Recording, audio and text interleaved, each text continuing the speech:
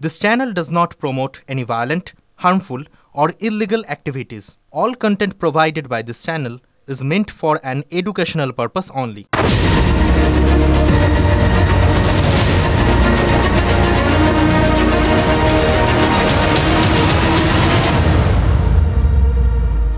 আরেকটা বছর তো মোটামুটি শেষ হতে চললো। এবারেই শেষ হতে যাওয়া 2025-এ পার্থ চট্টোপাধ্যায়ের রাজনৈতিক কেরিয়ারটা শূন্য থেকে আবার নতুন করে শুরু হবে কিনা সেটা নিয়ে একটা আলোচনার একটা প্রেক্ষাপট মোটামুটি তৈরি হয়ে গেছে। আপনারা আলোচনা করছেন জানি, সবার মনে এখন এটাই বড় প্রশ্ন। ভাবুন তো কী অদ্ভুত, এক ভদ্রলোক, তার বিরুদ্ধে কত অভিযোগ হলো এবং সেই অভিযোগের সঙ্গে জেল ঠেল যেতে হলো, চারপাশে মানুষজন ক্ষোভ বিক্ষোভ দেখালো, আমরা টাকার পাহাড় দেখলাম, অসংখ্য অসংখ্য চাকরিহারা শিক্ষক শিক্ষিকার রাস্তার ধারে কান্না দেখলাম, কত কিছু হয়ে গেল। কিন্তু তারপরেও এবং দল তাকে পত্রপাঠ সাসপেন্ড করে দিল। সেই জায়গার থেকে ভদ্রলোক আবার তার রাজনৈতিক কেরিয়ারটা শুরু করতে পারেন, এই রকম একটা সম্ভাবনা এবং এই রকম আলোচনা শুরু হয়ে গেল। কত কিছু হয় না। সময় হচ্ছে ওই বলা time is the best healer. সময়টা হচ্ছে ওই অদ্ভুত জিনিস, ব্যাপক অদ্ভুত জিনিস। কখন যে গোটা বিষয়টার পাল্লা ঘুরিয়ে দেবে কেউ বলতে পারে না। এই পার্থ চট্টোপাধ্যায়ের কথা, এটা কিন্তু আমাদের একজন এদেশের মানুষ, স্বদেশী মানুষ, কিন্তু বিদেশেও কিন্তু এরকম ঘটনাগুলো ঘটছে এবং তাইতেই মনে হচ্ছিল যে পার্থ চট্টোপাধ্যায়ের কথা যদি বলি তাহলে এই ভদ্রলোকের কথা কেন বলবো না। এই ভদ্রলোকের নাম, এবং এই ভদ্রলোকও ভারতীয় বংশোদ্ভূত, একটা যোগাযোগ তো রয়েছে, নাম জহরান মামদানি। এই ভদ্রলোক নিউ ইয়র্কের মেয়র ভোটে জিতে গেছেন, এটা আপনারা মোটামুটি সবাই এখন জানেন। কারণ এমনিতে মানে তার নামটা পরিচিত খুব বেশি না হলেও তার মায়ের নাম মীরা নায়ার, তার কথা তো সবাই মোটামুটি জানেন, চিত্র পরিচালিকা এবং বেশ আলোচিত চরিত্র আর কি। কিন্তু এখন এই জহরান মামদানি তিনি কিন্তু আলোচনার দিক থেকে বাকি সবাইকে ছাপিয়ে চলে গেছেন, যার ফলে ওই বেশ কয়েকদিন আগে মেয়র হয়ে যাওয়ার পরেও তাকে নিয়ে আলোচনাটা থামছে না। আর আজকে আমাদের তো সবথেকে বেশি প্রাসঙ্গিক মনে হচ্ছে তাকে। দেখুন, মামদানি 2018 থেকে আমেরিকান নাগরিক, মানে সেই অর্থে যতই তার মা বিখ্যাত সিনেমা পরিচালক ওই মীরা নায়ার, মানে তার সঙ্গে একটা ভারতীয় যোগাযোগ তার মানে রয়েছে, এরকম একটা ভাবার আমরা চেষ্টা করি। এটা ওদের একটা দুর্বলতা। বিদেশে কেউ একটা ভালো জায়গায় গেলেই তার মধ্যে আমরা ভারতীয় খোঁজার চেষ্টা করি, যেরকম আমরা ঋষি সুনকের ক্ষেত্রে করেছিলাম যখন তিনি ইংল্যান্ডের প্রধানমন্ত্রী হয়েছিলেন। আমরা ভুলে যাই যে আসলে তারা পুরো দস্তুর বিদেশি। ঋষি সুনকও পুরো দস্তুর ব্রিটিশ ছিলেন, আর এই মামদানি তিনিও কিন্তু পুরো দস্তুর আমেরিকান। সে তিনি যতই ভোটে জেতার পর তার ভাষণে জওহরলাল নেহরুকে কোট করুন বা যতই ওই আমেরিকানদের ধুম মাচালের মতো বলিউডি গান শোনান, দিনের শেষে তিনি একদম আদ্যাপান্ত আমেরিকান।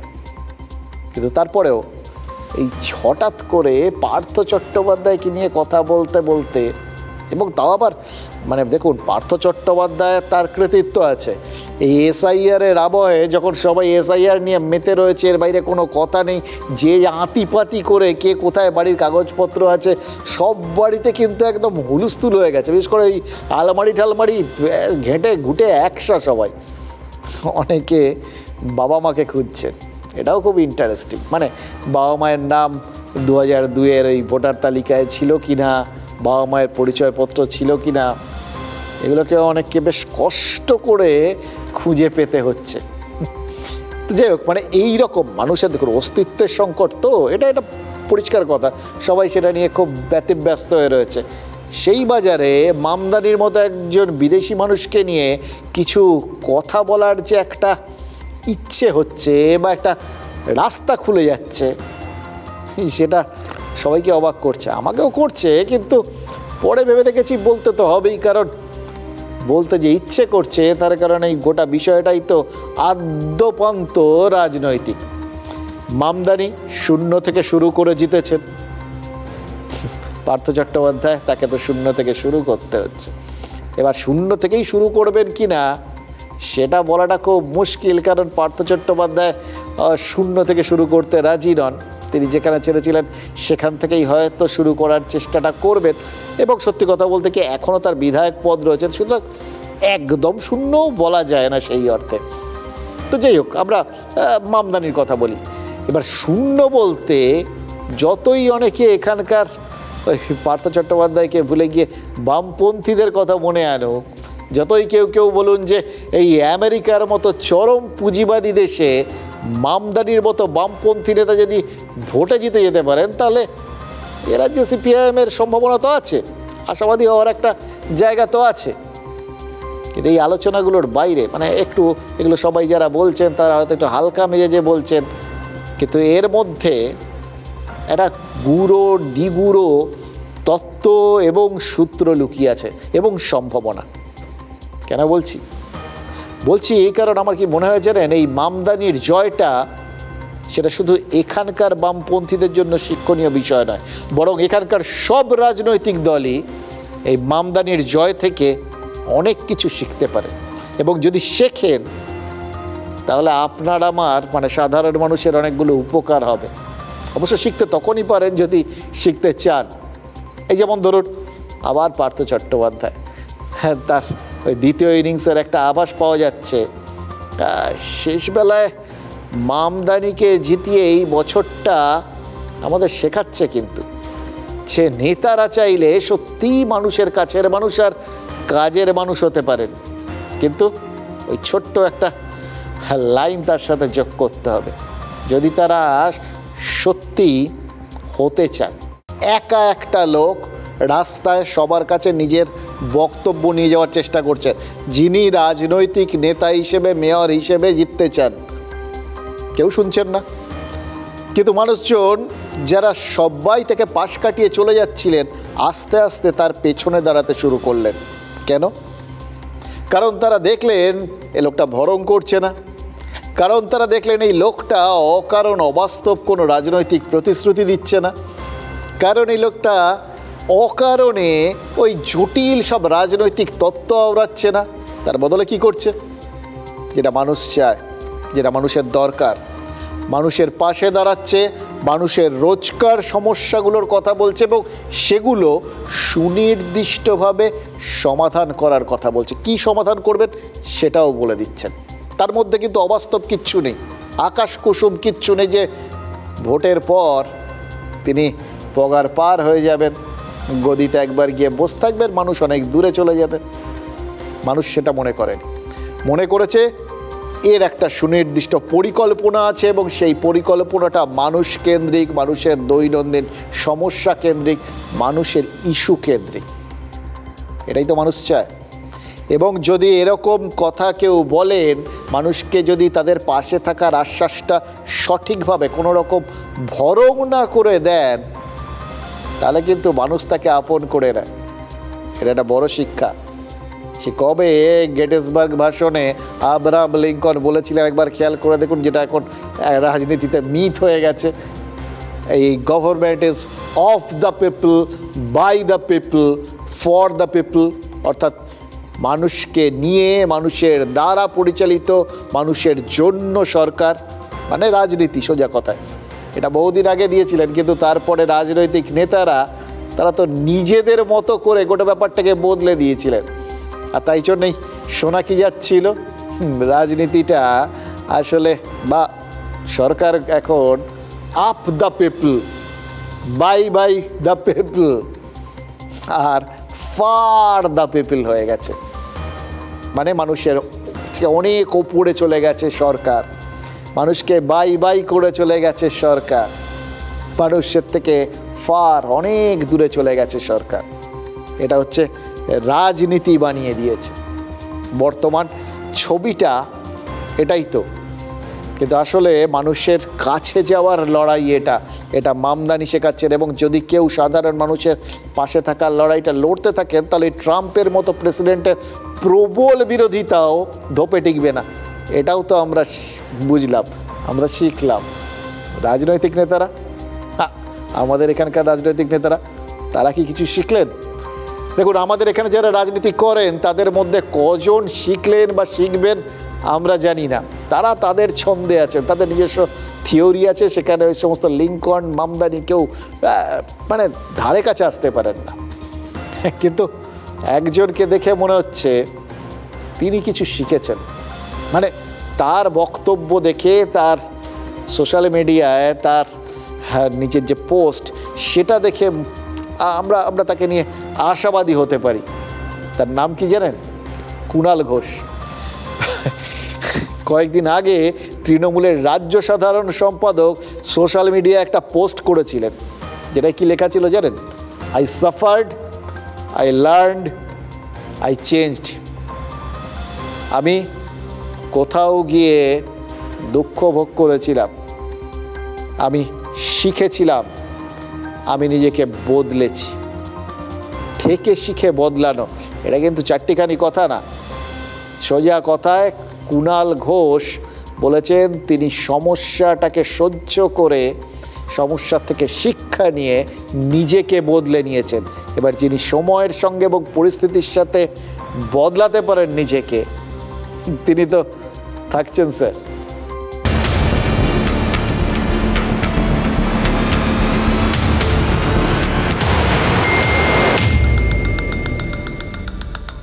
ওই টম অ্যান্ড জেরির কার্টুনটা দেখলেন, ওটাই ব্যবহার করেছেন কুণাল ঘোষ। তিনখানা ছবি জেরির, একটাতে বলছেন আই সাফার্ড, একটাতে বলছেন আই লার্নড, আর একটাতে বলছে জেরি আই চেঞ্জড। এবার কুণাল ঘোষ এই জেরির ছবি ব্যবহার করায় আমরা কিন্তু অনেক কিছু ব্যাখ্যাও করে নিতে পারি আর কি, মানে আমাদের যেটা সাধারণত আমরা করে থাকি আর কি। আমরা প্রাথমিকভাবে ধরে নিতে পারি সোজা সাপটা সাদা মনে কাদানি, তিনি নিজেকে ওই জেরির সঙ্গে তুলনা করছেন, এটা তো মোটামুটি ধরে নেওয়া যেতেই পারে। কিন্তু কুণাল ঘোষ যদি এক্ষেত্রে জেরি হন, তাহলে তো ধরে নিতে হবে তার জীবন একজন টমও আছেন, যিনি প্রতিপদে তাকে মুশকিলে ফেলতে চান। যাই হোক, এই মুহূর্তে নাই খুঁজলাম, যেটা তিনি পরিষ্কার করে আমাদের বুঝিয়েছেন সেটাই আমাদের এই মুহূর্তে উপজীব্য হোক, এবং সেই কথাগুলো বলেই ফেলে যেগুলো এক্ষেত্রে অন্তত না বললেই নয়। কুণাল ঘোষ এই যে ঠেকে শেখার বার্তাটা দিলেন, মানে সোজা কথায় ঠেকে শিখেছেন তিনি, সেটা বলেছেন, এবং ঠেকে শিখলে সময়ের সাথে বদলালে এবং সেই অনুযায়ী নিজের আচার আচরণটা বদলে নিলে যে টিকে থাকা যায়, এই যে বার্তাটা দিলেন, এটাই তো মামদানির মধ্যে পরিষ্কার। মামদানির উদাহরণ দিয়ে সেটাই তো বলতে চাইছিলাম। এবার আমাদের নেতা নেত্রীরা নিশ্চয়ই বুঝবেন, কারণ আমেরিকান জিনিসের ভারতীয় একদম বাঙালি সংস্করণ দেখে তাদের হয়তো মনে হবে যে না, এই উদাহরণটা তো ঠিক মানুষের ইস্যু, মানুষের কথা, মানুষের ভরসা হয়ে উঠলে, এই যখন এইরকম শূন্য থেকে ওরকম মিনারে চড়ে যাওয়া যায়, ট্রাম্পের মতো লোককে উড়িয়ে দেওয়া যায়, তাহলে আমাদের তো এই রাস্তাটা নেওয়াটা ভালো। এবার ভাবুন, যদি সব নেতা নেত্রী, সব রাজনৈতিক দল কিন্তু তারা ভাবতে শুরু করেন যে তারা এরকম কাণ্ড কারখানা করবেন, তাহলে আপনার আমার জীবনটা কি হয়ে যাবে ভাবতে পারছেন? সবাই মিলে আমাদের কথা ভাবছেন, আমাদের সমস্যার কথা বলছেন, সমস্যার সমাধানের জন্য ঝাঁপিয়ে পড়ছেন, স্বর্গ তো এই মর্তে চলে আসবে মশাই। কিন্তু মুশকিল হচ্ছে আমাদের নেতারা মানুষের কথা বলেন না, তাদের অনেক বড় বড় কথা বলার আছে তো সেগুলো বলেন। তারা ধর্ম নিয়ে কথা বলেন, ধর্ম নিয়ে ভেদাভেদের কথা বলেন, তারা ব্যক্তি আক্রমণ করেন। নেতারা তারা ভারতীয় কি ভারতীয় নয় সেসব নিয়ে তাদের মাথা ব্যথা নেই। হ্যাঁ, রবীন্দ্রনাথ ভালো গান লিখেছিলেন না, বঙ্কিমচন্দ্র, সেই সমস্ত নিয়ে তাদের প্রচুর মাথা ব্যথা আছে। দুই বাঙালির মধ্যে কোন বাঙালি, তুই বেড়াল না মুই বেড়াল, এইসব অনেক কিছু তারা করেন টরেন আর কি। মাঝখান থেকে আপনার আমার ইস্যুগুলো সেগুলো গড়াগড়ি যায়। তো মুশকিল হচ্ছে যে বিষয়গুলো নিয়ে তারা তর্ক করেন, বিতর্ক করেন, বার্তা দেন, সেগুলো যদি গোড়াতেই গলত থাকে তাহলে তো ভুল বার্তা যাওয়ার একটা আশঙ্কা থেকে যায়, অবিশ্বাসের পরিবেশ তৈরির একটা সম্ভাবনা থেকে যায়। বিশেষ করে এই ধর্মর মতো বিপজ্জনক বিষয়গুলো নিয়ে যদি খেলাধুলো করা হয়, ধর্মের একটা রাজনীতিকরণের চেষ্টা যদি করা হয়। একটা উদাহরণ দিই, ভুল জিনিস নিয়ে ভুলভাবে যদি গোটা বিষয়টাকে নাড়াচাড়া করা হয় বা বার্তা দেওয়া হয়, তাহলে কি হতে পারে? ধরুন এই যে এখন একটা সাংবিধানিক প্রক্রিয়া চলছে, স্বাভাবিক প্রক্রিয়া।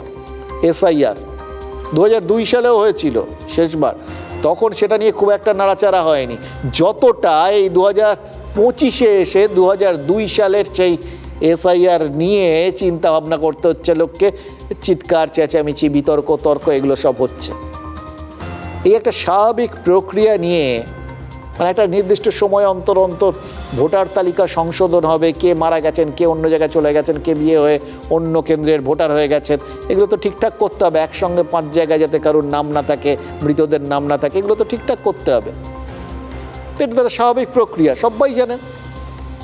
সেই প্রক্রিয়াটা নিয়ে সাধারণ মানুষের মধ্যে প্রায় একটা ওই গণহিস্টিরিয়া তৈরি হয়ে গেল। কেন সবাই আতঙ্কে ভুগছেন, কেন ভয় পাচ্ছেন? একটা অদ্ভুত ভয় কাজ করছে চারপাশে। কারণ কি? দেখুন, বিহারে ওই নিবিড় ভোটার সমীক্ষা শুরু হতে না হতেই এ রাজ্যে এসআইআর এর পক্ষে বিপক্ষে সবাই বিভিন্ন বক্তব্য রাখতে শুরু করে দিয়েছিলেন, এবং সব থেকে বেশি তারা যেটা করছিলেন সেটা হচ্ছে ভয় ছড়াচ্ছিলেন। একদম কোট আনকোট ভয় ছড়িয়েছেন নেতারা, সব রাজনৈতিক দলের নেতারা, কেউ বাদ যাননি। কেউ বলেছিলেন এসআইআরকে কেন্দ্র করে আসলে নাগরিকত্ব কাটতে চাইছে কেন্দ্র, এবং সুনির্দিষ্টভাবে একটা বিশেষ সম্প্রদায়কে এইটা বলে তারা যে টার্গেট এটা তাদের মনের মধ্যে গেঁথে দেওয়া হয়েছিল, বুঝিয়ে দেওয়া হচ্ছিল সবাইকে, আবার যাতে শুধু একটা সম্প্রদায় ভয় না পায়, সবাই ভয় পায়। এটা আসলে সিএএনআরসির প্রাথমিক ধাপ। আর আরেকটা পক্ষ কি বলছিল, এসআইআরটা হয়ে গেলে বহু মানুষকে এদেশ ছাড়া হতেই হবে, ঘাড় ধরে বার করে দেওয়া হবে। এবার দেখুন গোটা বক্তব্যগুলোর মধ্যে একটা ভয় পাইয়ে দেওয়ার টেন্ডেন্সি লুকিয়ে রয়েছে। এই এসআইআর নিয়ে একটা কনফিউশন, একটা সংশয় তৈরি হয়ে গেছিল মানুষের মধ্যে। এই রাজনৈতিক দলের নেতারা আসলে এসআইআরকে একটা জিনিস হিসেবেই মানুষের সামনে তুলে ধরছিলেন, একটা সাংবিধানিক প্রক্রিয়া। সেটাকে কি বলে তুলে ধরা হলো? জুজু। আসাম গভর্নমেন্ট এনআরসি যখন নোটিশ পাঠাচ্ছে, তার মানে এটা এসআইআর না, এটা এনআরসি। আমি শুনেছি স্বরাষ্ট্রমন্ত্রী নিজে কোনো একটা পার্টির মিটিংয়ে কিছু ইনস্ট্রাকশন দিয়ে গেছেন এবং সেখানে বলেছেন যে অনেক নাম আমরা বাদ দেব। ওনারা বাদ দেবার কে? আজকে ওনারা ক্ষমতায় আছেন, কালকে নাও থাকতে পারেন। সুতরাং আমি মনে করি এটা এসআইআর নয়, এটা এনআরসি করার চক্রান্ত চলছে। 8টে ক্যাটাগরির নাম থাকবে না। খালা মমতা যত চেষ্টা করুন পারবেন না রাখতে। রোহিঙ্গা এবং বাংলাদেশি মুসলমানের নাম থাকবে না। হরিয়ানা পুলিশের গাড়িগুলো আসছে, বিএসএফের হাতে তুলে দিচ্ছে। বনগা পেট্রোপোলে লাথি মেরে বাংলাদেশের 21টা অনুপ্রবেশকারীকে, বাংলাদেশি অনুপ্রবেশকারী মুসলমানকে বাংলাদেশে পুশব্যাক করেছে। প্রত্যেক দিন হচ্ছে। এদেরকে ছুঁড়ে ফেলে দেওয়া উচিত, এই রোহিঙ্গা এবং বাংলাদেশি অনুপ্রবেশকারী মুসলমানদের। দেখুন, শুভেন্দু অধিকারীরা নিশ্চিতভাবে এই অনুপ্রবেশকারীদের কথা বলতে চেয়েছেন যারা এদেশে অবৈধভাবে রয়েছেন। এটা তো ঠিক, যারা অবৈধভাবে ভারতে রয়েছেন তাদের চিহ্নিত করাটা অত্যন্ত জরুরি, এবং তাদের বিরুদ্ধে আইনত যা যা ব্যবস্থা নেওয়া যায়, যা যা ব্যবস্থা নেওয়া প্রয়োজন সব নেওয়া উচিত। কিন্তু ভয়টা কি শুধু অনুপ্রবেশকারীরা পেয়েছেন, নাকি শুধু এই অনুপ্রবেশকারী, অবৈধ অনুপ্রবেশকারী, অবৈধ ভোটার এরা যদি শুধু ভয় পান তাহলে রাজনীতির উদ্দেশ্য সিদ্ধি হবে না? তাই ভয়টা তাদের ছাড়িয়ে বাকিদের মধ্যে ছড়িয়ে দেওয়ার চেষ্টারও কিছু খামতি রয়েছে নাকি? যদি না থাকতো তাহলে বারবার এই প্রসঙ্গটা কেন উঠতো? একজন যোগ্য ভোটারও যদি বাদ যায়, একজন ন্যায্য ভোটারও যদি, বৈধ ভোটারও যদি বাদ যায়, তাহলে আগুন জ্বলে যাবে। এবার যতবার করে এই একজন বৈধ ভোটারও যদি বাদ যায় এটা বলা হবে, তত বেশি সাধারণ মানুষ যারা বৈধ ভোটার তারা তো ভাবতে শুরু করবেন তাহলে সম্ভাবনা তো একটা রয়েছে, আমার নামটা বাদ যেতে পারে। দেখুন, এটা যদি বারবার করে মানুষের মনের মধ্যে ভয়টা ঢুকিয়ে দেওয়া হয় প্রত্যক্ষ বা পরোক্ষভাবে, এটা কি হয় জানেন? মনের মধ্যে ভয় যদি এভাবে আস্তে আস্তে জাঁকিয়ে বসে কি হতে পারে জানেন? ভয় জিনিসটা কত ভয়ঙ্কর। তেলেঙ্গানার একটা খবর বলি আপনাদের, তাহলে বুঝতে পারবেন যে ভয় থেকে কি না হতে পারে। তেলেঙ্গানায় এক মহিলা আত্মহত্যা করেছেন। এবার কেন করেছেন জানেন? কারণ ওই মহিলা পিঁপড়েতে ভয় পেতেন। আত্মহত্যার আগে তিনি যে সুইসাইড নোট লিখে গেছেন তাতে বাড়িতে পিঁপড়ের উৎপাতের উল্লেখ করেছেন। সেই পিঁপড়ের উৎপাত থামাতে পারছেন না, সেই ভয়ে তিনি তারা কি করবে না করবে এই ভয়ের চোটে আত্মহত্যা করে বসে আছে। এ ধরনের রোগকে এর একটা নাম রয়েছে আর কি ডাক্তারি শাস্ত্রে, তার নাম মাইমেরকোফোবিয়া। এবার এই রোগ মনের মধ্যে তৈরি হয় অতিরিক্ত ভয় থেকে। ক্রমাগত ভয় পেতে পেতে স্বাভাবিক ভাবনা চিন্তা করার ক্ষমতাটাই চলে যায় এবং তারপর যেটা হয় ওই মহিলার ক্ষেত্রে সেটাই হয়েছিল। ফিয়ার হচ্ছে ভয়, এটা একটা মানুষের কিন্তু একটা স্বাভাবিক প্রতিবদ্ধ একটা ক্রিয়ার মতো অঙ্গাঙ্গী অংশ, কিন্তু অতিরিক্ত এবং অপ্রয়োজনীয় ভয় যেটা, সেটাকে আমরা বলি হচ্ছে ফোবিয়া। এই ফোবিয়ার মধ্যে এই মাইমেরকোফোবিয়া হচ্ছে ফিয়ার অফ অ্যান্টস, মানে পিঁপড়ে দেখলে ভয়। এই যে হায়দ্রাবাদে অত্যন্ত দুর্ভাগ্যজনক ঘটনাটা ঘটলো, সেটা কিন্তু একদিনে তৈরি হয়নি এবং সেক্ষেত্রে এই দীর্ঘদিন ধরে একটা ফোবিক একটা সিচুয়েশনের মধ্যে ভদ্রমহিলা বাস করতেন। 3.5 বছরের সন্তান থাকা সত্ত্বেও সে কিন্তু আত্মঘাতী হলো। এবার কেন পিঁপড়ের কথা বললাম জানেন? ওই যে বললো দীর্ঘদিন ধরে একটু একটু করে ভয় পেতে পেতে এরকম একটা বিষয় ঘটে যেতে পারে এবং যেটা অহেতুক ভয় সেটাকে ফোবিয়া বলছেন তারা। এরকম একটা ফোবিয়া কি এসআইআরকে ঘিরেও তৈরি হচ্ছে না? না, ভুল বললাম, তৈরি হওয়ার কথা নয়, তৈরি করে দেওয়া হচ্ছে না। কারণ রাজ্যে স্রেফ ভয় থেকে বেশ কিছু মানুষের আত্মঘাতী হওয়ার খবর পাওয়া গেছে। এবার তার মধ্যে কতজন রাজনৈতিক প্রচার আত্মঘাতী, কতজন সত্যি সত্যি এই এসআইআরের ভয় থেকে আত্মঘাতী হয়েছেন সেটা তো খতিয়ে দেখার মতো একটা বিষয়। কিন্তু একজনের পরিবার অন্তত দাবি করেছে সেই মানুষটা, তাদের পরিবারের মানুষটা আত্মঘাতী হয়েছেন ওই এসআইআরের ভয় থেকে। উত্তর 24 পরগনার গারুলিয়ায় থাকতেন সুমন মজুমদার, মাত্র 32 বছর বয়স। কি আর বয়স, এই বয়সী একজন ছেলে সে গলায় ফাঁস লাগিয়ে আত্মঘাতী হয়ে গেল। সুমন আত্মঘাতী হয়েছেন। তার মা কি বলছেন জানেন? ওই তেলেঙ্গানার মনীষা যেরকম সারাক্ষণ পিঁপড়ের ভয় পেতেন, সেই রকম সুমন নাকি ইদানিং সারাক্ষণ এসআইআর নিয়ে অতিরিক্ত চিন্তা করছিলেন। 2002 সালে তার বয়স কত ছিল? 9 বছর। সেই বয়সে ভোটার লিস্টে তার যে নাম থাকবেন এটাই তো স্বাভাবিক ঘটনা, সুমনের ছিল না। কিন্তু তার বাকি জিনিসগুলো তো ছিল, এসআইআরের নিয়ম মেনে বাবা বা মা এদের নাম হয়তো ছিল, কিন্তু সুমনের মনের মধ্যে ভয়টা কি চেপে বসেছিল? যদি কাগজপত্রগুলো ঠিক ঠিক করে দেখাতে না পারেন, বাবা বা মায়ের কাগজপত্র বা অন্য কোনো জরুরি কাগজপত্র যদি না মেলে কি হবে? সুমন সারাক্ষণ এই আতঙ্কে নাকি ভুগছিলেন।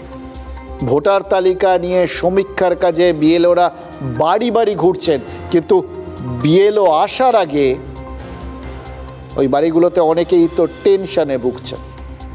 রাত জেগে অনেক লোক নথিপত্র গুছিয়ে রাখছেন।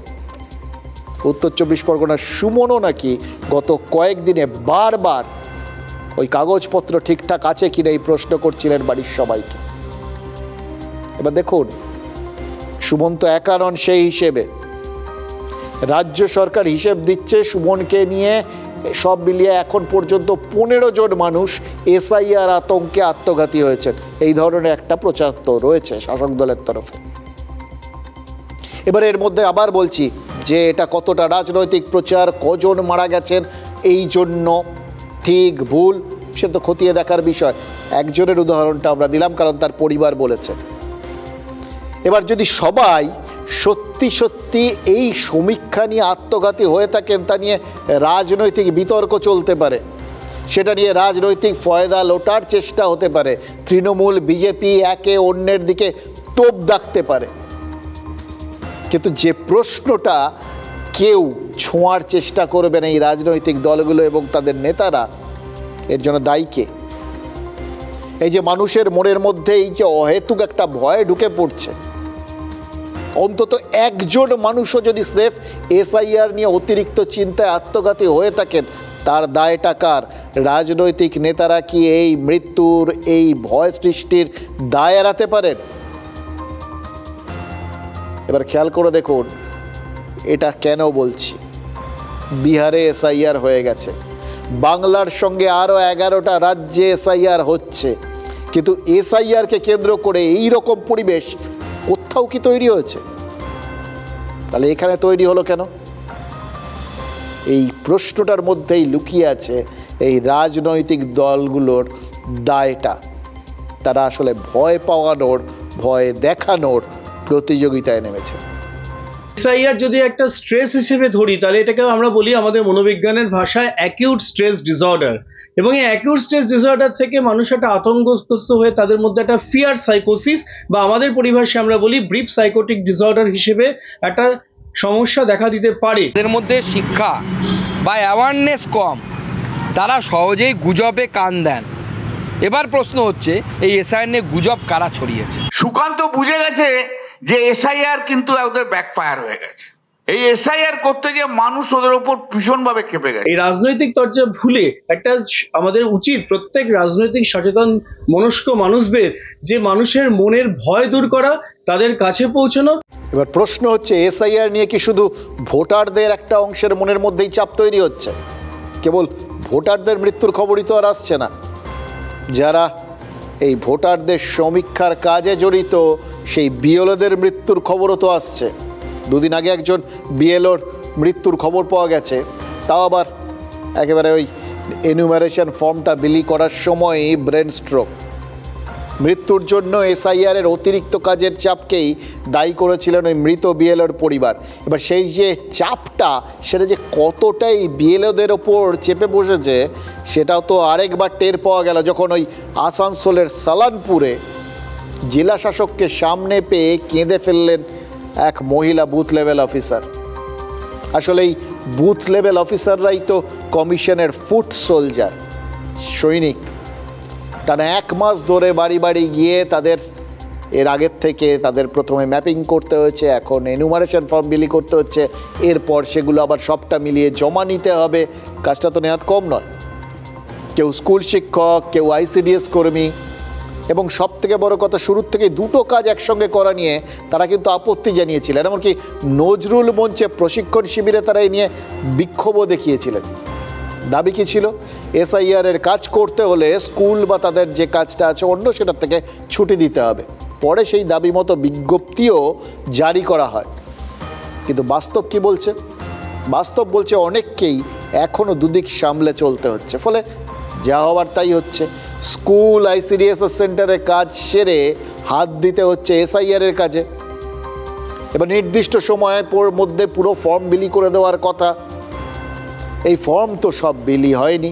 প্রায় 7 কোটির বেশি ভোটার এখনও মোটামুটি 89-90% পর্যন্ত ফর্ম বিলি হয়েছে।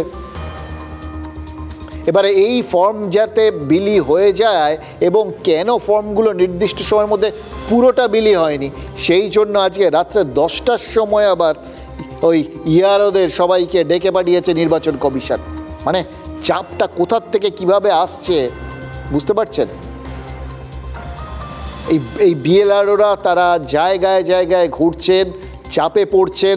একদিকে সময়ের চাপ, একদিকে নির্বাচন কমিশনের চাপ, আর আরেকদিকে রাজনীতির চাপ। রাজনীতির চাপ কেন বলবো আপনাদের, কিভাবে রাজনীতি এই বিএলওদের ওপর চাপ সৃষ্টি করছে। আর মাঝখান থেকে এই চাপে চিড়ে চ্যাপটা হয়ে যাচ্ছেন এই বিএলওরা। ওই জন্যই সালানপুরে জেলাশাসককে সামনে পেয়ে কান্নায় ভেঙে পড়েছিলেন ওই মহিলা। এটাই হচ্ছে মুশকিল, জানেন তো। আমরা স্বাভাবিক জিনিসকে অস্বাভাবিক করে তুলি, রাজনৈতিক নেতারা করে তোলেন আর কি নিজেদের স্বার্থ সিদ্ধির জন্য। ফলে আমাদের স্বার্থ সেটা তো দেখা হয়ই না। মাঝখান থেকে গোটা বিষয়টা আমাদের এমন একটা পরিস্থিতিতে নিয়ে গিয়ে ফেলে, আমাদের বেঁচে থাকাটাই দুষ্কর হয়ে যায়। এটা তো আমাদেরকে মানতেই হবে। ঠিক আছে, না না ঠিক আছে, আমি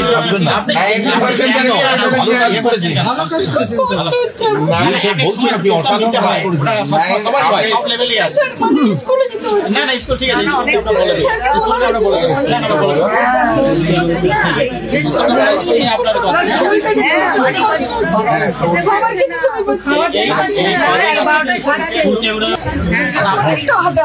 আপনি স্কুলে চাকরি করেন তো? ও আইসিডি আমরা বলে এটা নাটক এটা তো স্যার বাঁচতে হচ্ছে, বলুন সময়টা তো দিতে হবে আমাদের। আবার এদিক থেকে সুপারভাইজার চাপ দিচ্ছে, সব থেকে পাচ্ছি না। ওরা আসে নিশুতি রাতে প্রতি অমাবস্যায়, তখন ঘুটঘুটে অন্ধকার, চারিদিক শুনশান। সুনীল গঙ্গোপাধ্যায় তার বিখ্যাত ভূতের গল্পটা এইভাবেই শুরু করেছিলেন।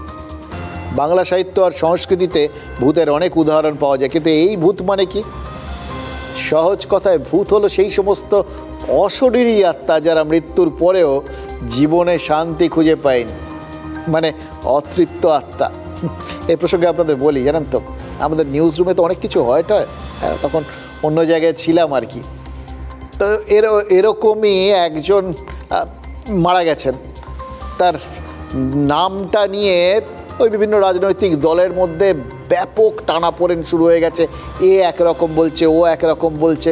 তার মধ্যে একজন সিনিয়র ওখানে দাঁড়িয়ে দেখতে দেখতে বলছিলেন মরেও শান্তি নেই।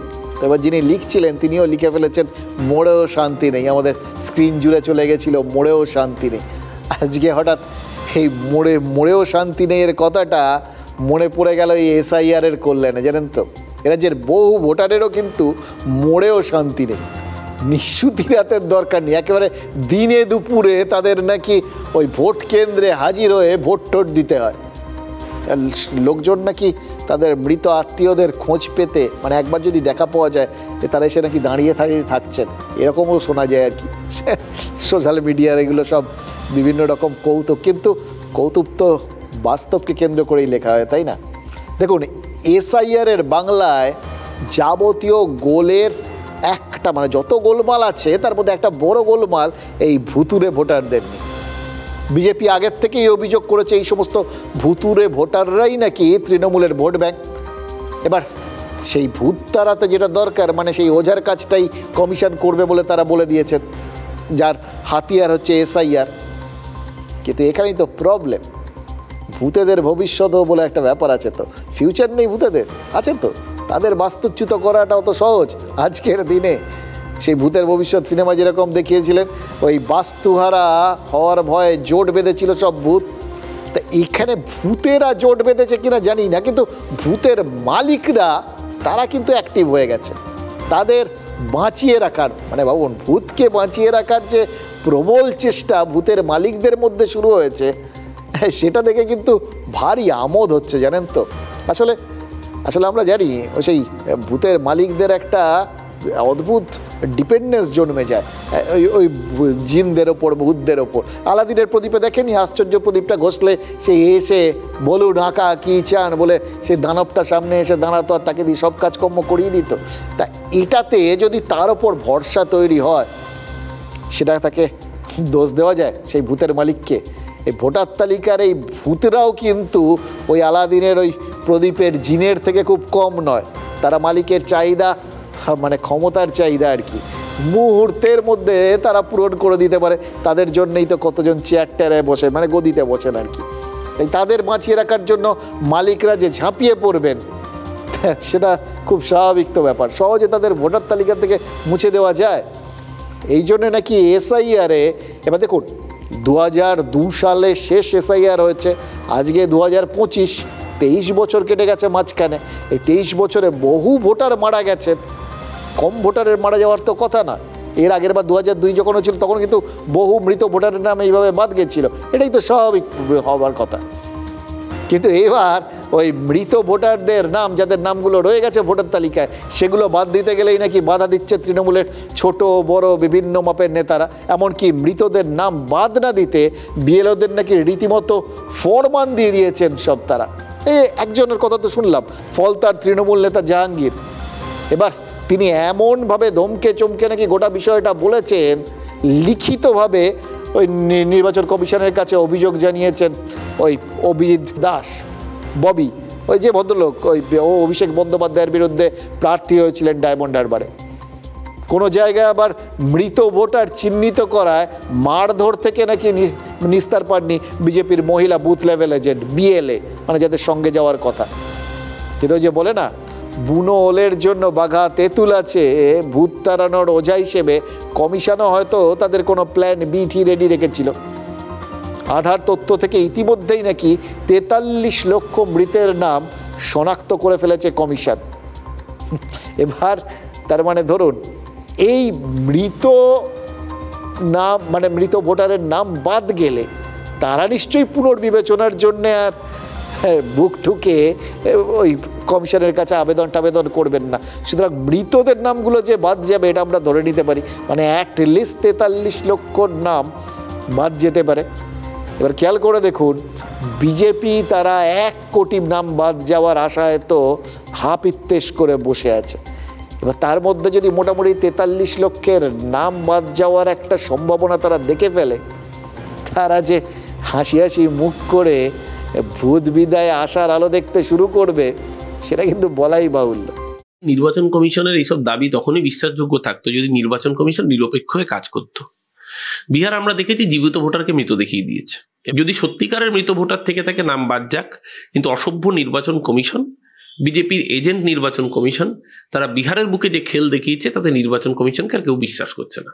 সিও অফিস আমাদেরকে বললেন আমাদের দাবির পরিপ্রেক্ষিতে তারা আধারের সঙ্গে মিটিং করেছেন, তাতে মোট 46 লক্ষের ডেথের তালিকা পেয়েছে, তার মধ্যে অ্যাপ্রক্স 5% মাইনর, 3 লাখ ছেড়ে দেন, approx 43 lakh death detect and found from the Aadhaar authority. এই কাজটা তারা করেছেন, উই আর হ্যাপি। এখন মনে হচ্ছে যে 80% অ্যাচিভ এসে হবে তারা যে ব্যবস্থাগুলো করেছেন। মধুমানন্দ বলেছিলেন যে বৈধ ভোটাররা একজনও যাতে বাদ না যায়।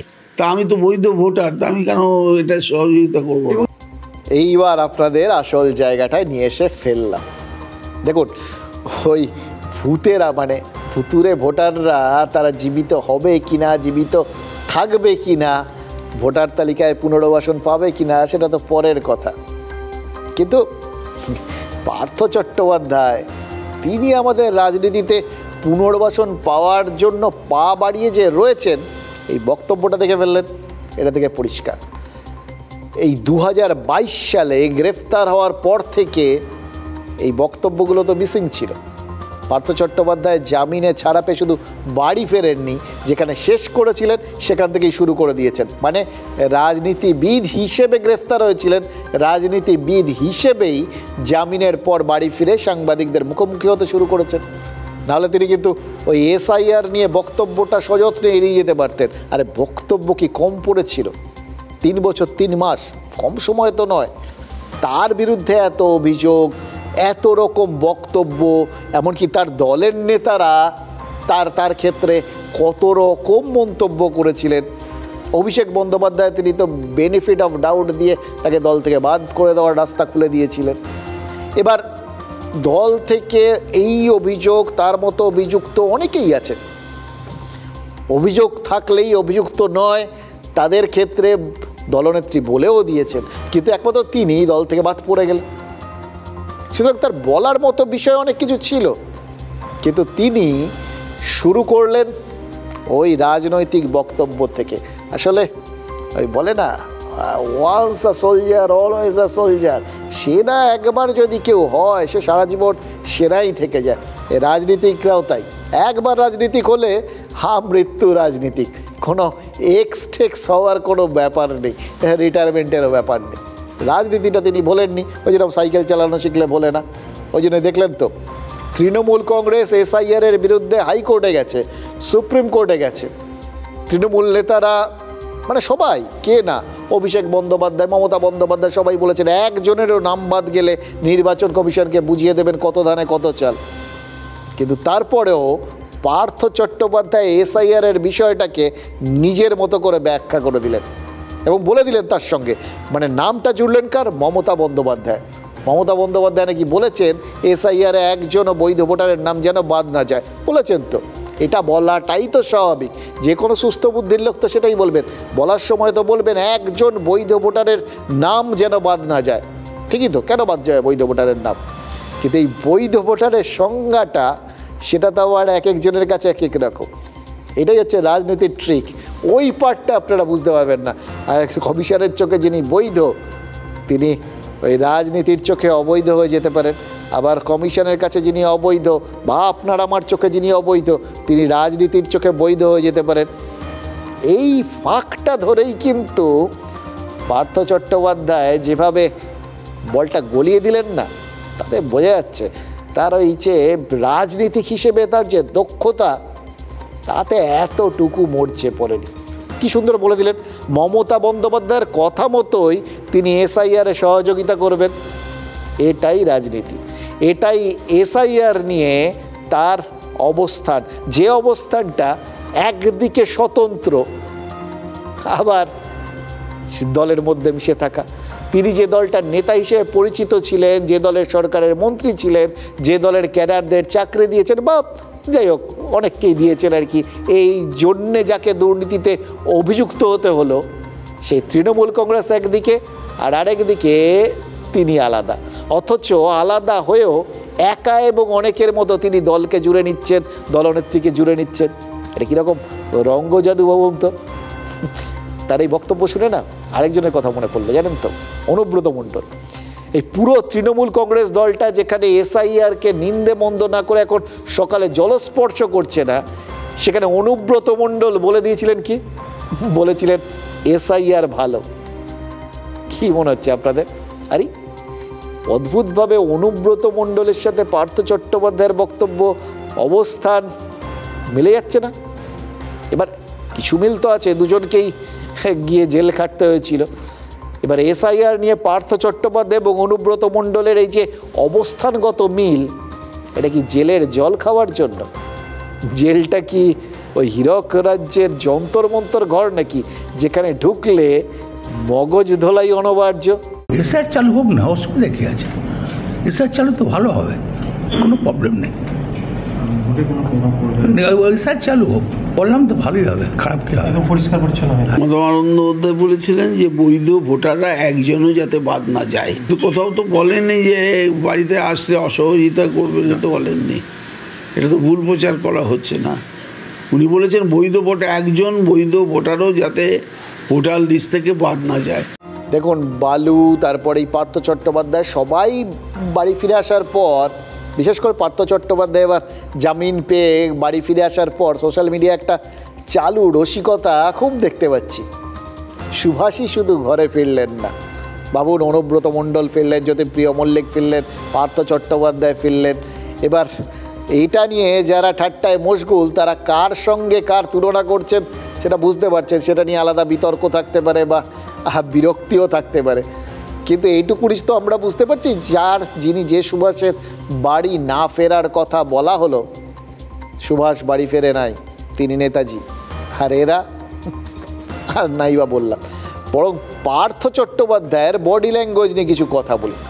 দেখুন, হাসপাতাল থেকে বেরোনোর পর ছবিতে যা দেখেছি তাতে তিনি স্ট্রেচারে শুয়েছিলেন, তারপর গাড়িতে ওঠার জন্য সেই যে উঠে দাঁড়ালেন, তারপর মনে হচ্ছে ক্রমাগত তিনি দাঁড়াতে চাইছেন, শুধু না, মানে বিভিন্ন রকমভাবে দাঁড়াতে চাইছেন।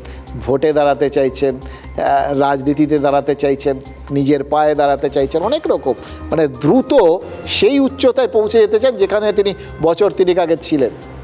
বাড়িতে ফিরে কিন্তু এতটুকুনি সময় নষ্ট করেনি। রাতেই মমতা বন্দ্যোপাধ্যায়কে চিঠি লিখে ফেলেছিলেন এবং জানতে চেয়েছিলেন তৃণমূলের দলীয় সংবিধানের ঠিক কোন ধারায় তার বিরুদ্ধে ব্যবস্থা নিয়েছে দল।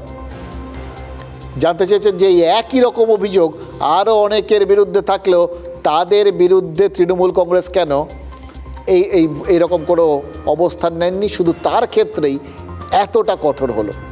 এবার দেখুন, এই চিঠির ল্যাঙ্গুয়েজ দেখলে আপনাদের মনের মধ্যে একটা অদ্ভুত প্রশ্ন জাগবে, বেশ কিছু প্রশ্ন। মানে পার্থ চট্টোপাধ্যায় প্রশ্ন করেছেন, আমরা তার উত্তরে আরও কয়েকটা প্রশ্ন খুঁজে পাচ্ছি।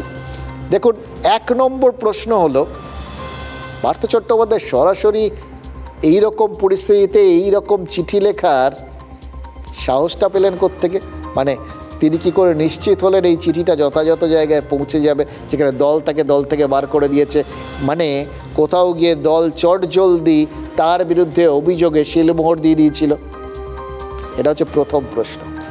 দ্বিতীয় হচ্ছে যে ল্যাঙ্গুয়েজে লিখেছেন সেই ল্যাঙ্গুয়েজের মধ্যে একটা জবাবদিহি চাওয়ার মতো ব্যাপার আছে না? দেখুন, পার্থ চট্টোপাধ্যায় দলের মহাসচিব ছিলেন, দলের সংবিধান সব কিছু তার মুখস্থ, তৃণমূলের শৃঙ্খলা রক্ষা কমিটির দায়িত্বে ছিলেন, তার তত্ত্বাবধানে তৈরি হয়েছিল। সুতরাং কিভাবে, কাকে, কেন এরকম বাট্টার করা যায়, এই সবগুলো তার মুখস্থ থাকার কথা। সেটাই কি মনে করিয়ে দিতে চাইলেন? এবং এই রকম প্রশ্ন যখন করেছেন, তার মানে পরোক্ষে বলতে চাইলেন যে আমাকে কোন ধারায় এরকম বার করা হলো? এরকম কোনো ধারা তো নেই। মানে দল তাকে বার করে দিয়ে বেআইনি কাজ করেছে, এরকম একটা পরোক্ষে একটা হুমকির সুর এটা কিন্তু রয়েছে, এড়িয়ে যাওয়া যাবে না। এবং তৃতীয়ত, তিনি যেটা বললেন, যারা যারা আরও ছিলেন এরকম একইভাবে অভিযুক্ত, তার বদলে তার বিরুদ্ধে শুধু ব্যবস্থা কেন নেওয়া হলো? মানে প্রচ্ছন্নভাবে বুঝিয়ে দিতে চাইলেন, তিনি যদি দোষী হন, দোষ কিন্তু বা অভিযোগ তো কিন্তু তিনি একা নন, দলেরই আরও অনেকে অভিযুক্ত। মানে অভিযুক্তরা যে এখনো দলের মধ্যে রয়ে গেছেন, এইটা তিনি পরিষ্কার করে দিলেন। মানে বুঝতে পারছেন, পার্থ চট্টোপাধ্যায়ের এই প্রশ্ন বান দেখে কিন্তু মনে হচ্ছে আরও বেশ কিছু অস্বস্তি, যেগুলো তিনি এতদিন ধরে ভোগ করেছেন, সেটা শুধু আসলে ফিরিয়ে দেওয়ার জন্য তিনি তৈরি হচ্ছে। না, মুশিলিপ্ত করবার যারা চেষ্টা করেছে, ছবি তো মুশিলিপ্ত হলো না। সোনা গলাবার চেষ্টা করলেও খাঁটি সোনা তো গলে না। তো আমি সেভাবেই দেখি, আইনের প্রতি শ্রদ্ধাশীল।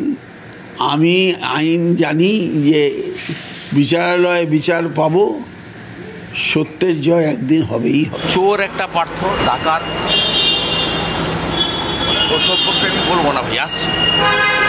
দেখুন, সন্দেশ মানে যেরকম বার্তা, তেমন সন্দেশ মানে তো মিষ্টিও হয়।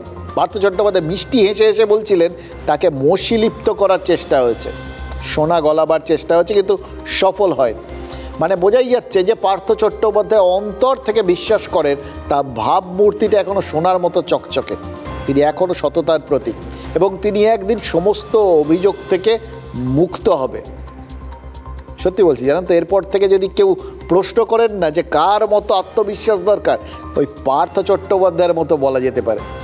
কিন্তু মুশকিল হচ্ছে, কিছু ছবি, কিছু ঘটনা, ওগুলো কিছুতেই না, ওই ভুলতে পারছি না, বারবার মনে আসছে, আপনাদের সাথে শেয়ার করছি। সেই যে সেই বান্ধবীর বাড়ির থেকে 50 কোটি টাকা উদ্ধার হলো, টাকার পাহাড়, লোকে হাঁ করে দেখলো।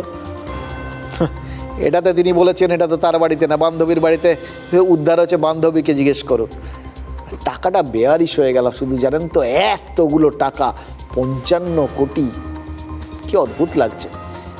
তিনি অবশ্য ওই টাকাটার দায় এবং দায়িত্ব সেটা ওই বান্ধবীর ঘাড়ে ঠেলে দিলেন। এই বান্ধবী তার মানে পুরো বেয়ারিশ করে দিতে তার মন চাইছে না, অত টাকা তো।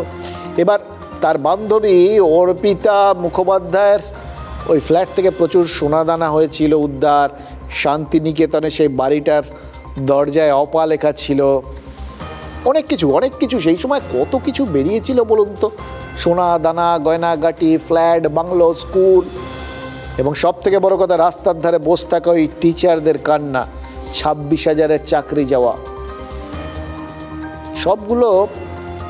সেগুলো মিথ্যে ছিল, ওগুলো আমাদের দেখার ভুল ছিল, ওগুলো আমাদের বোঝার ভুল ছিল।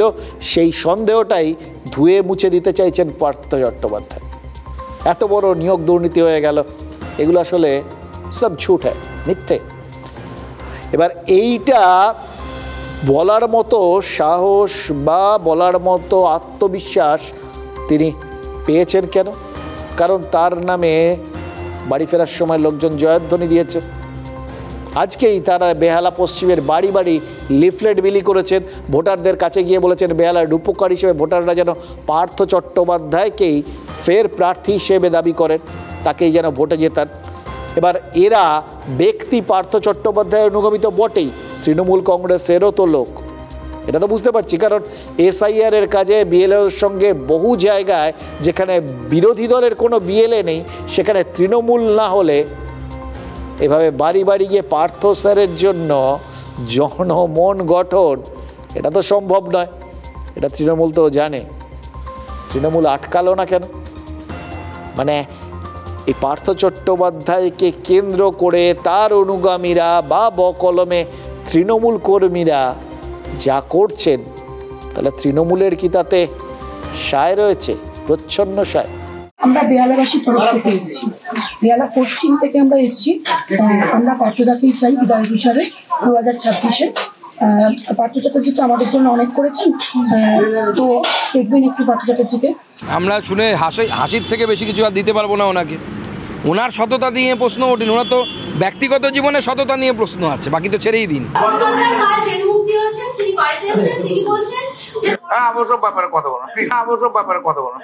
ভাবুন, কল্যাণ বন্দ্যোপাধ্যায়ের মতো ডাকাবুকো লোকও তিনি পার্থ চট্টোপাধ্যায় তার অনুগামীদের নিয়ে কিছু বলতে রাজি নন। এবার পার্থ চট্টোপাধ্যায় বা তার সমর্থকরা কি ভুলেই গেছেন যে অভিষেক বন্দ্যোপাধ্যায় নিজে বেহালা পশ্চিমের বিধায়ককে দল থেকে 6 বছরের জন্য বহিষ্কার করার কথা ঘোষণা করেছিলেন?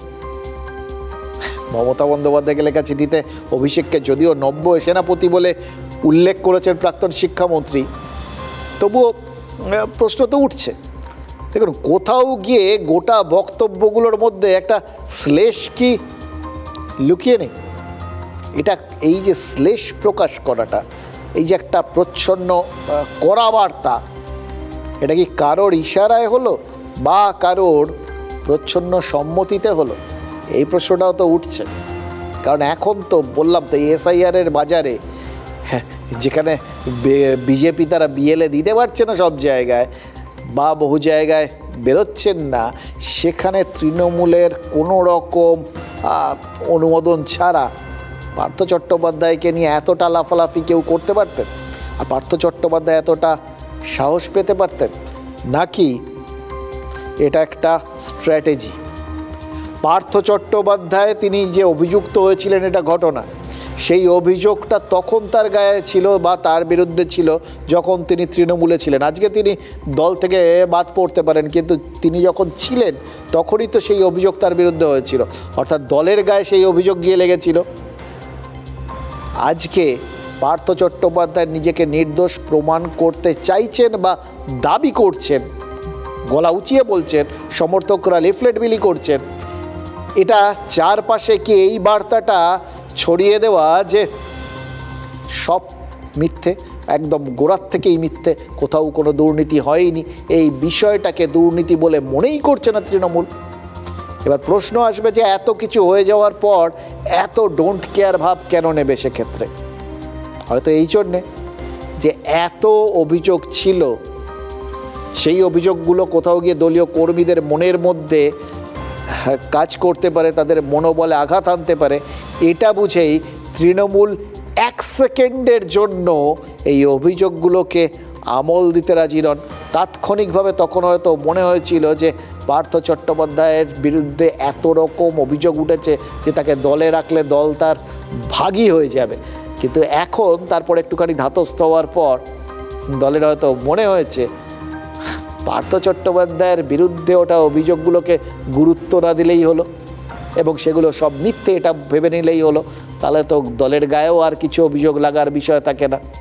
শুধু ভাবছি একটাই কথা, জানেন তো, মানে এই ভাবনাটা, এই কনফিডেন্সটা বা এই যে ঠান্ডা মাথায় স্ট্র্যাটেজিটা, এটা যদি আগে এসে যেত তাহলে হয়তো পার্থ চট্টোপাধ্যায়কেও দল থেকে বহিষ্কার হতে হতো না। মানুষের প্রতি দায়বদ্ধ। 25 বছর আমাকে জিতিয়েছে, তারা কি একটা অসৎ ব্যক্তিকে জিতিয়েছে, একটা অকর্মণ্য ব্যক্তিকে জিতিয়েছে? তাদের প্রতি আমার কোনো কর্তব্য নেই। গণতন্ত্রে বিচার চায় কার কাছে? গণদেবতার কাছেই তো বিচার চাইবে। পার্থ চট্টোপাধ্যায়ের বক্তব্য সংক্রান্ত যে প্রশ্ন শুনলাম, তার কোনো প্রশ্নের জবাবেই কোনো মন্তব্য করব না। দলের একটি সিদ্ধান্ত সাংবাদিক বৈঠক করে আমাদের সর্বভারতীয় সাধারণ সম্পাদক জানিয়েছিলেন। আবার যদি নতুন কোনো সিদ্ধান্ত হয় সেটা দল তখন জানাবে, এর মাঝখানে কোনো মন্তব্য করব না। অর্থাৎ বুঝতে পারছেন রাজনীতি কি অদ্ভুত জিনিস, দিনকে রাত, রাতকে দিন, জ্যান্তকে মৃত, মৃতকে জ্যান্ত সব করে ফেলতে পারে। এবং সেই জন্যে কোথাও গিয়ে এসআইআর থেকে পার্থ চট্টোপাধ্যায় সব মিলেমিশে একাকার হয়ে যেতে পারে। এবং সেই সমস্ত কিছু দেখে আলটিমেটলি তো একটা কথাই বলতে হয়, সবই মায়া। শুধু যদি বলতে পারতাম সবই মামদানি, তাহলে হয়তো আপনার আমার জন্য কিছুটা সম্ভাবনার আলো আমদানি করতে পারতাম। কিন্তু দুঃখের কথা হচ্ছে সেটা আর বলতে পারছি না। সুতরাং ওই আমরা যেরকম সেরকমই আমাদের কপাল, আমরা সেরকমই নেতা পাই, সেরকমই রাজনীতি পাই।